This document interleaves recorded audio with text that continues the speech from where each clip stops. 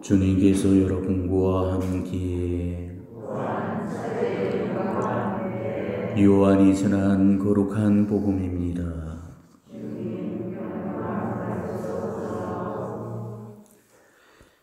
유다인들의 축제자가 되어 예수님께서 예루살렘에 올라가셨다. 예루살렘의 양문 곁에는 히브리 말로 벳자타라고 불리는 못이 있었다. 그 못에는 주랑이 5채 달렸는데 그 안에는 눈머니, 다리 저느니, 팔다리가 말라 비틀어지니 같은 병자들이 많이 누워 있었다. 거기에는 38개나 앓는 사람도 있었다. 예수님께서 그가 누워 있는 것을 보시고 또 이미 오래 그렇게 지낸다는 것을 아시고는 건강해지고 싶으냐 하고 그에게 물으셨다. 그 병자가 예수님께 대답하였다. 선생님, 물이 출렁거릴 때 저를 못속에 넣어줄 사람이 없습니다. 그래서 제가 가는 동안에 다른 이가 저보다 먼저 내려갑니다. 예수님께서 그에게 말씀하셨다. 일어나 너의 들 것을 들고 걸어가거라. 그러자 그 사람은 곧 건강하게 되어 자기 들 것을 들고 걸어갔다. 그날은 안식일이었다. 그래서 유다인들이 병이 나은 그 사람에게 오늘은 안식일이요 들 것을 들고 다니는 것은 합당치 않소 하고 말하였다. 그가 나를 건강하게 해주신 그분께서 나에게 네 들 것을 들고 걸어가라 하셨습니다 하고 대답하자 그들이 물었다. 당신에게 그것을 들고 걸어가라는 사람이 누구요? 그러나 병이 나은 이는 그분이 누구신지를 알지 못하였다. 그곳에 군중이 몰려있어 예수님께서 몰래 자리를 두셨기 때문이다. 그 뒤에 예수님께서 그 사람을 성전에서 만나시자 그에게 이르셨다.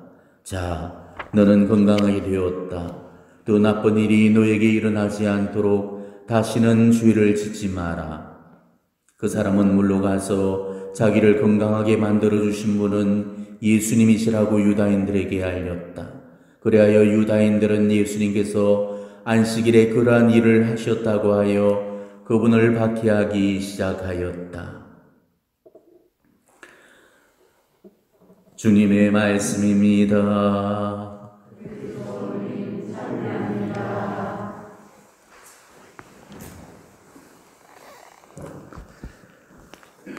벳자다 목가의 병자를 치유하신 기적 이야기입니다. 38년이라는 오랜 세월을 고통받고 있던 한 병자가 오늘 예수님의 은혜를 입고 나음을 받게 됩니다. 그 당시 유대인들의 전세로 의하면 이 벳자다 목가에는 한 번씩 천사들이 내려와서 물을 움직이게 하는데 이때 제일 먼저 들어가는 그 사람이 어떤 병이든지 나음을 받는다는 그런 전설이 있었습니다. 그러면서 이 벳자다 목가에는 많은 병자들로 북적대고 있었죠. 하지만 38년의 병력을 지닌 그 병자는 지금까지 단 한 번도 그 기회를 얻지 못했습니다. 병명은 모르지만은 혼자 힘으로는 일어설 수 없는 그런 병이었습니다. 그러다 보니까 번번이 물에 들어갈 기회를 놓쳐버렸고 이 체념과 절망 속에서 그렇게 하루하루를 보내고 있었죠. 이 벳자다 목가는 그야말로 전쟁터와 같은 곳이었습니다. 물이 도는 순간을 놓치지 않으려는 그런 사람들이 저마다 긴장하면서 지켜보고 있었고, 그리고 서로 먼저 들어가기 위해서 보이지 않는 그런 경쟁심으로 신경이 날카롭게 곤두서 있었죠. 거기다가 이를 이용해서 돈벌이를 하는 그런 사람들도 있었습니다. 천사가 언제 내려와서 물을 돌릴지 모르기 때문에 밤낮으로 깨어서 그 물을 감시하는 그런 직업도 생겨났고, 또 물이 돌게 되면 잽싸게 환자들을 떨쳐엎고 물속에 넣어주는 그런 직업까지 생겨났습니다. 그뿐이 아니었죠. 힘 있는 사람들은 자리를 독점해서 자리를 사고 파는 매매까지 성행했습니다. 그리고 자리를 대여해주는 대여까지 이루어졌죠. 자리에도 좋은 몫이 있었고 안 좋은 몫이 있었는데, 연못에서 가까운 자리일수록 비쌌고 연못에서 멀리 떨어질수록 값이 쌌습니다. 그러다 보니까 이 명당 자리는 자연히 돈 많고 힘 있는 사람들이 차지를 했죠. 그리고 부당한 거래를 눈 감아주는 조건으로 성전 부지를 관리하는 책임자들한테 뒷돈을 상납했습니다. 실상이 이러다 보니까 이 영음이 감도는 이 성지가 인간의 욕망에 찌드는 세속적인 장소로 변질이 되고 말았던 것입니다. 돈 없고 힘없는 병자들은 은총의 순번에서도 밀려날 수밖에 없었고, 이 베자다 목가는 돈 있고 힘 있는 자들의 각축장이 되고 말았던 겁니다. 오늘 이 병자가 가난했으리라는 것은 분명합니다. 38년 동안 단 한 번의 기회가 없었다는 것은 그의 자리가 소위 명당 자리가 아니고 이 베자다 목가로부터 멀리 떨어진 그런 곳이었다는 사실을 우리는 추론해 볼 수 있을 겁니다. 물리적인 거리로도 물에 들어갈 그런 기회가 없었을 뿐더러 누워 지낼 정도로 몸을 가눌 길이 없었기 때문에 물에 들어간다는 것은 그야말로 로또를 맞을 확률보다도 더 어려운 일이었죠. 오늘 병자가 예수님께 드렸던 고백을 다시 들어보십시오. 선생님, 물이 출렁거릴 때 저를 못 속에 넣어줄 사람이 없습니다. 그래서 제가 가는 동안에 다른 이가 저보다 먼저 내려갑니다. 이 고백은 참으로 아픈 고백입니다. 38년이라는 이 세월은 인간이 이기심을 고발하는 세월입니다. 물론 38년 동안에 그 자리에서만 누워지는 것은 아니겠지만 분명한 사실은 그동안 어느 누구도 그한테 자리를 양보해주는 그런 사람이 없었다는 겁니다. 저보다 물이 도는 그 순간만을 기다려서 물속으로 먼저 뛰어들려고만 했지 어느 누구도 자리를 양보해주지 않았고 도움을 거절해버렸던 것입니다. 아마 우리가 이런 상태라면은 아마 자포자기의 심정으로 거기를 떠났을 법도 했을 건데 그 병자는 떠날 수가 없었습니다. 그곳을 떠나버린다면은 아예 신랄 같은 희망조차도 사라져버리기 때문이죠. 그 옛날의 의료 수준은 원시 수준이었습니다. 그래서 고치는 병보다는 못 고치는 병들이 훨씬 더 많았죠. 복음에서 그 하혈증을 앓던 그 여인이 자기 재산을 의사한테 다 바치고서도 치유를 받을 수 없었다는 그 사실만 보더라도 알 수 있잖아요. 하혈증이야 뭐 요즘에는 병에도 속하지 않는데 옛날에는 불치병으로 간주가 되었습니다.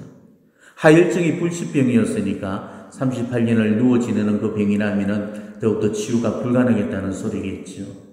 그러니 집으로 돌아가 본들 아무런 희망이 없었기 때문에 희망이 언저리에서라도 배회하면서 혹시 모를 그런 천운이나 요행을 바라면서 견디고 있었을 겁니다. 그런데 오늘 놀라운 일이 벌어지게 되죠. 베자다 목가의 꼴찌한테 주님께서 다가오셨습니다. 그것은 엄청난 충격이 아닐 수 없었습니다. 오늘 기적이 베풀어진 곳은 베자다 목가와 가까운 자리가 아니었습니다. 베자다 목가와는 먼 거리였고 전혀 예기치 못한 데서 오늘 기적이 일어났습니다. 그래서 천사가 찾아오는 그런 기적이 아니었고 우리 주님께서 직접 찾아왔던 그런 기적이 일어났던 거죠. 자, 그렇다면 왜 주님은 하필이면은 그 많고 많은 병자들 중에 그 병자한테로 가셨을까? 베자다 목가 주변에는 전국에서 왔던 수많은 병자들로 문정성시를 이루었습니다. 다양한 형태의 병들 그리고 병의 병중들도 다 들렸죠.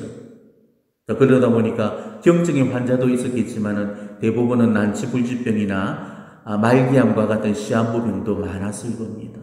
자, 그런데도 주님은 병으로 신음하고 있던 그 많은 무리들 중에 유독 한 사람, 오랜 세월을 고통받고 있던 그 사람한테 먼저 다가가셨습니다. 그거는 그 사람이 거기에 온 사람들 중에 가장 병이 오래되었어가 아니었습니다. 그 사람이 거기에 있는 사람들 중에 가장 병이 깊었어도 아니었죠. 오로지 하느님 자비의 발걸음이 그에게로 향했던 겁니다.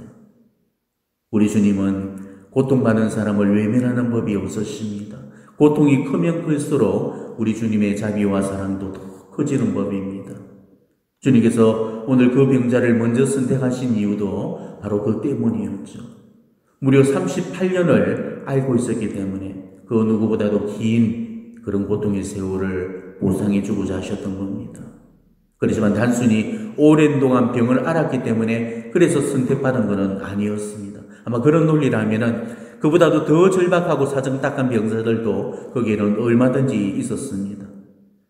주님께서 자비를 베푸시려면은 정말 한두 달 산만 남은 시한부 환자들로부터 먼저 급한 불을 꺼줬어야만 됐죠.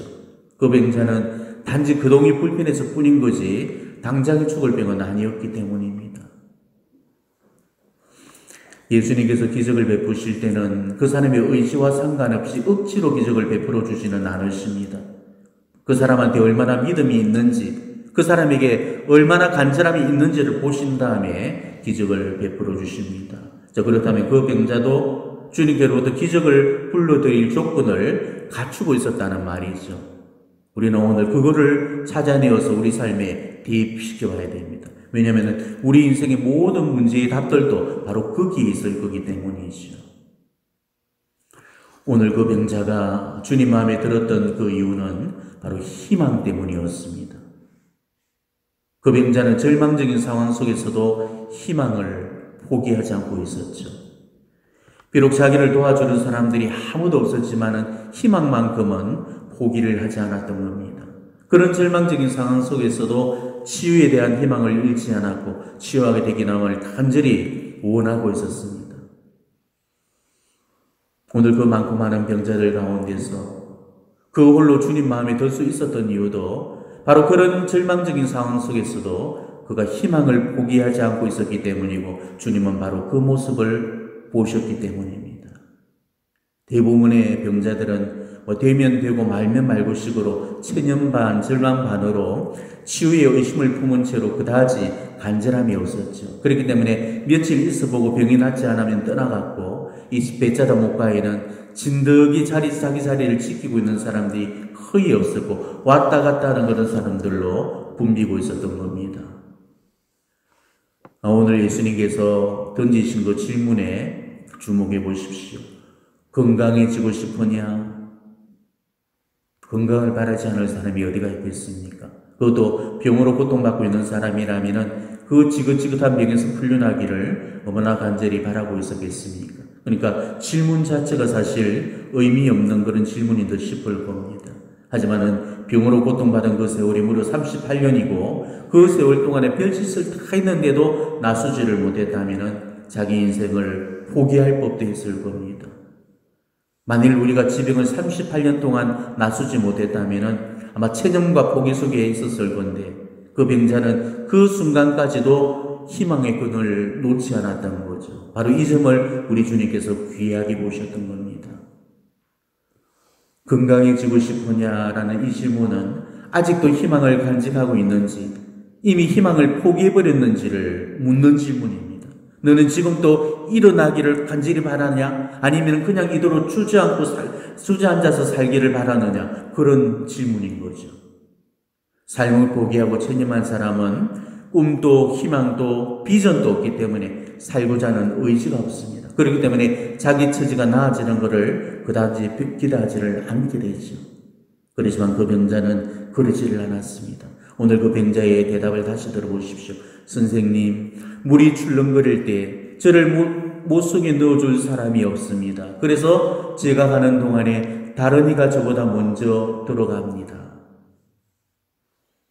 못 속에 넣어줄 사람도 없을 뿐더러 연못과도 거리가 멀었고 또 그 병이 불편한데도 불구하고 그는 자기 삶의 의지를 포기하지 않았습니다. 제가 가는 동안이라는 그 말이 증거죠. 그런 악조건 속에서도 그런 몸을 움직여가면서 연못을 향해서 절룩거리고 나아갔던 겁니다. 자, 이것만 보더라도 삶을 포기를 하지 않았고 꿈을 포기하지 않았다는 사실을 알 수가 있죠. 꿈은 반드시 이루어진다고 했습니다. 아무리 절망적인 상황 속에서도 우리가 정말 희망을 잃어서는 안 되는 이유가 바로 여기에 있는 겁니다.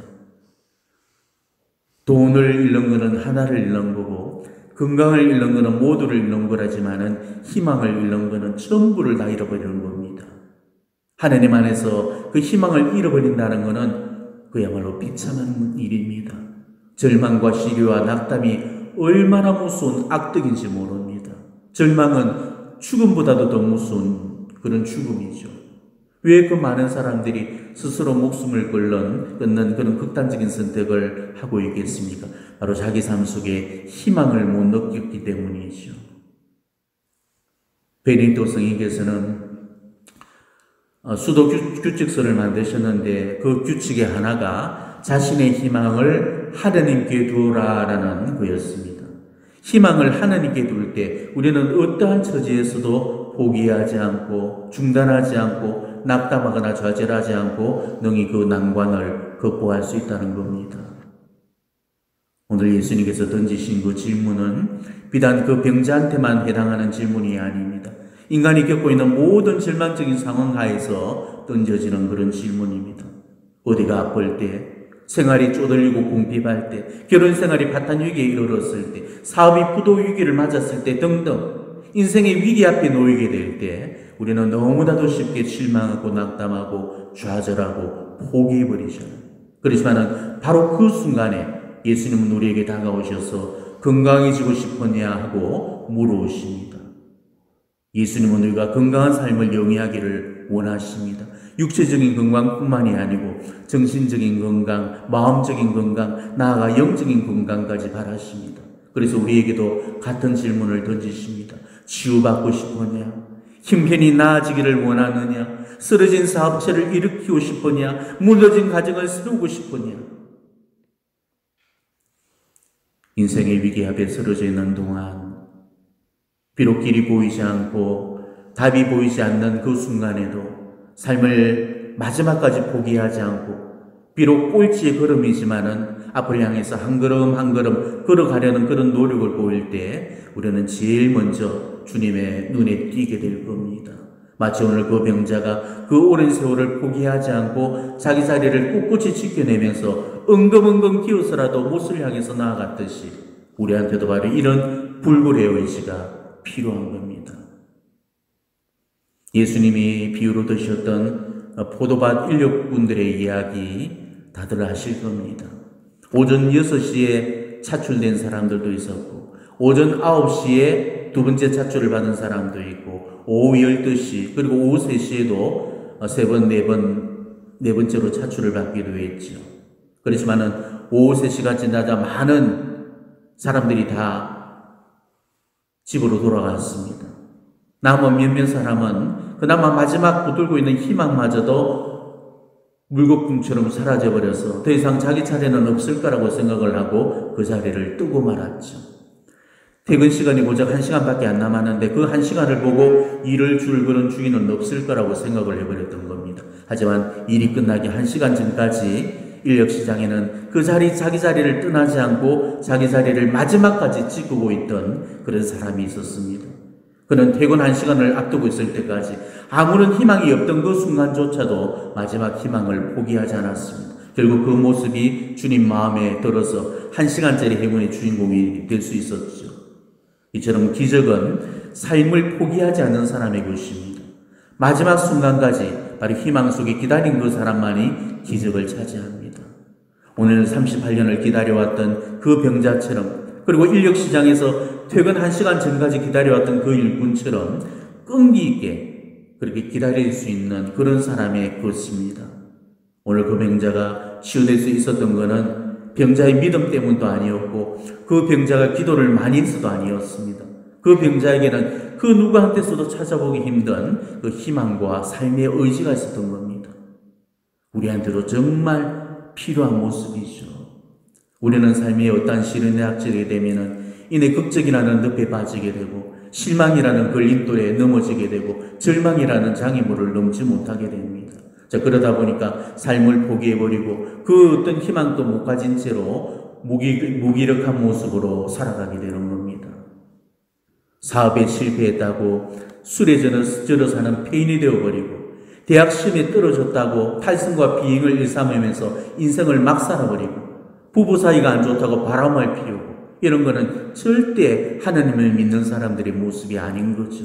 정말 그리스도의 용사들은 이런 환난 중에서도 더욱이 그 믿음의 빛을 발휘해야만 되는 겁니다. 고난이나 시련 앞에 자빠져서 일어날 생각도 하지 않고 징징거리고 있다면 그 사람은 결코 하나님을 믿는 사람이 아닙니다. 하나님 안에서 희망의 덕, 즉 망덕을 잃어버린다는 것은 곧 하나님을 잃어버리는 것과 마찬가지입니다. 현세의 소망도 쉽게 잃어버리는 그런 사람이 영생의 소망을 꿈꾼다는 거, 이거는 가소로운 소리잖아요. 우리에게 어쩌면 가장 필요한 덕이 있다면 망덕이 아닐까 싶어요. 모든 덕들 중에 가장 중요한 세 가지 덕, 바로 신덕, 망덕, 애덕이라고 그러잖아요. 그 중에 신덕, 애덕은 그나마 조금씩은 다 있습니다. 그렇지만 우리한테 가장 부족한 게 망덕입니다. 어려운 순간일수록 이 망덕이 힘을 발휘해야 되는데도 어려운 순간일수록 하나님께 희망을 굳어버리잖아요.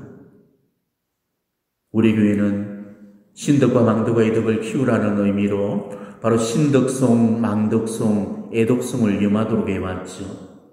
망덕송,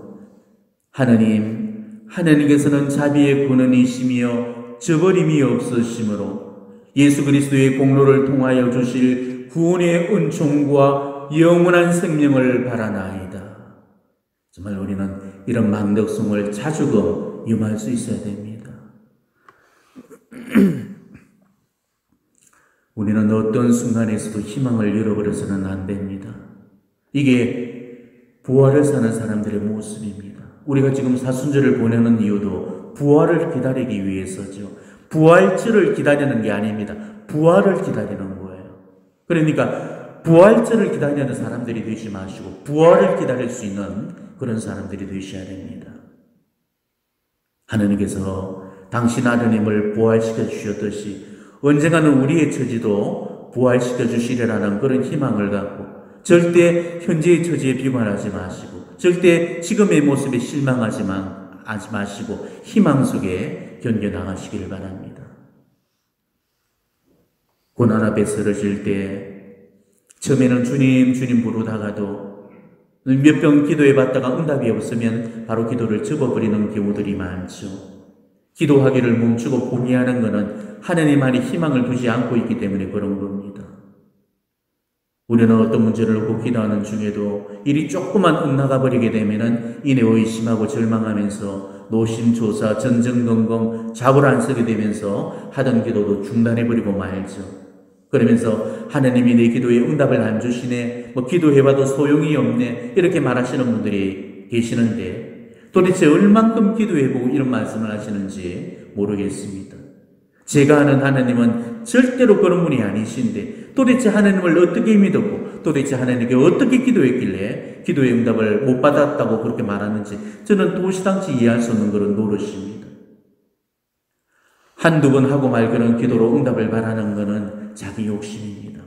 38년을 하루도 그 꿈을 포기하지 않고 연못에 물이 돌 때마다 그 손쓸 수 없는 몸을 이끌고도 1000번이고 10,000번이고 묵묵히 연못을 향해서 나아갔던 이 배짜다 병자의 망덕을 우리는 본받아야 됩니다.